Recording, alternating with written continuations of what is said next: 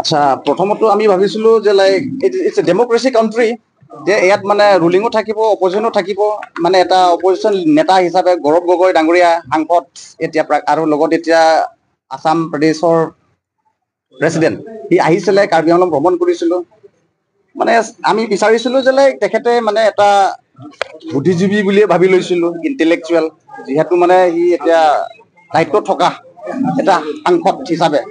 কিন্তু আমি এনেকৈ এক্সপেক্ট কৰা নাছিলো যে লাইক কাৰ্বি আংলঙত আহি সি মানে অশান্তি সৃষ্টি কৰিবলৈ সি আহিছে। আমি এইটো অনুভৱ কৰিছো আৰু দেখা পাইছে।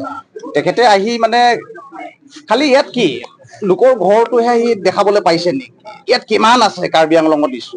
আজি যদি সি স্বাস্থ্য বিভাগৰ কথা যদি কয়, কাৰ্বি আংলং স্বাস্থ্য ক্ষেত্ৰতো মানে আমাৰ এতিয়া অলপ উঠি আহিছে। লাগিলে আকৌ মেডিকেল কলেজখন যাব লাগিছিলে বা অন্য আৰু বেলেগ ঠাইত যাই কিনি অলপ তাত মানে চাব লাগিছিলে আৰু যোগদান কি কৰিব পাৰে সি এইটো আমি বিচাৰিছিলো। তাৰপিছত আমাৰ ইষ্ট কাৰ্বি আংলং হওক, পশ্চিম কাৰ্বি আংলঙত হওক, মানে এডুকেশ্যন ক্ষেত্ৰতো আমি মানে বঞ্চিত হৈ আছে আৰু পিছ পৰি আছে। তথাপি এতিয়া অলপ উঠিছে। তাৰপাছত আকৌ মানে উঠাবলে ই মানে চেষ্টা কৰিব লাগিছিলে, কিন্তু তাৰ ইণ্টেনশ্যন সেইটো নাই। শিক্ষাৰ ক্ষেত্ৰতো নাই আৰু স্বাস্থ্য ক্ষেত্ৰতো নাই। মানে আমি এক্সপেক্ট কৰিছিলো। ত' লাইক এতিয়া আমি কি এক্সপেক্ট কৰিব পাৰিম আৰু আহি ক'ৰবাত আহি কিনে RTI কিবা কৰিবলৈ অহা নিচিনা লোকৰ ঘৰটো মানে এইটো মানে খালি কাৰ্বি আংলঙত আমি ট্ৰাইবেল হিচাপে আমি অনুভৱ কৰিছো যে লাইক মানে আমি কি ঘৰ বনোৱা কিবা পাপ নেকি? বনাব নোৱাৰে নেকি?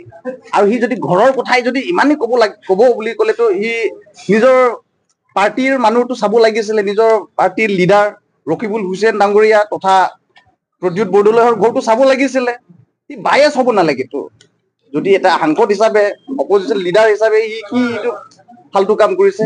সেইকাৰণে আমি তেখেতে অহাটো আমি মানে নিন্দা জনাইছো আৰু ধিকাৰ জনাইছো। সি কাৰ্বি আংলঙত মানে অশান্তি সৃষ্টি কৰিবলৈ আহিছে, ভাল উদ্দেশ্য লৈ অহা নাই ইয়াত। সেইকাৰণে মানে ৰাইজে ওলাইছে, প্ৰতিবাদ কৰিছে।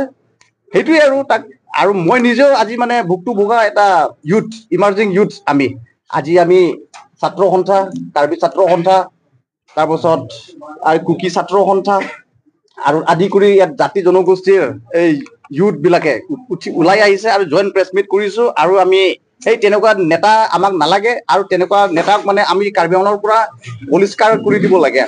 এই মানে সি অকল এইটো বাৰ বুলিয়ে নহয়, নেক্সট টাইম যদি তেনেকুৱা চিন্তা মনোঠেক যদি লৈ আহে সেই কাৰ্বি আংলঙৰ পৰা আমি মানে এতিয়াতো খালি আমি ইউথ বিলাক ওলাইছো বুলি নহয়, গোটেই কাৰ্বি আংলং ৰাইজে ওলাই আহিব। তেনেকুৱা আহিব নালাগে। এইটো মই তেখেতক শুকুৱাই দিছো আপোনালোকৰ এই প্ৰেছ মাধ্যমৰ যোগেদি।